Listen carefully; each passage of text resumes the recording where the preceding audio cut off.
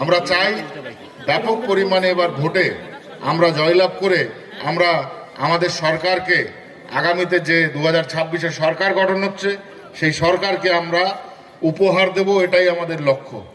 আমরা জানি বর্তমানে বাংলায় যে অবস্থা, সেই অবস্থার যদি পরিবর্তন না হয় তাহলে পশ্চিমবঙ্গ এমন একটা সময় আসতে চলেছে যেখানে আমাদের যতগুলো স্টেট আছে সর্বনিম্ন স্টেটে পরিণত হবে।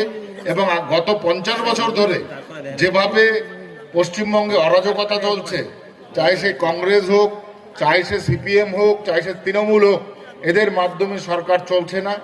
ভারতীয় জনতা পার্টি একমাত্র বিকল্প, আর যে বিকল্পকে আমরা প্রতিষ্ঠা দিতে চলেছি সেই প্রতিষ্ঠার মাধ্যমেই আমাদের শিল্প, আমাদের শিক্ষা, আমাদের কর্ম, আমাদের আগামী দিনের স্বাস্থ্য সমস্ত কিছু আমরা বিকাশ লাভ করাবো।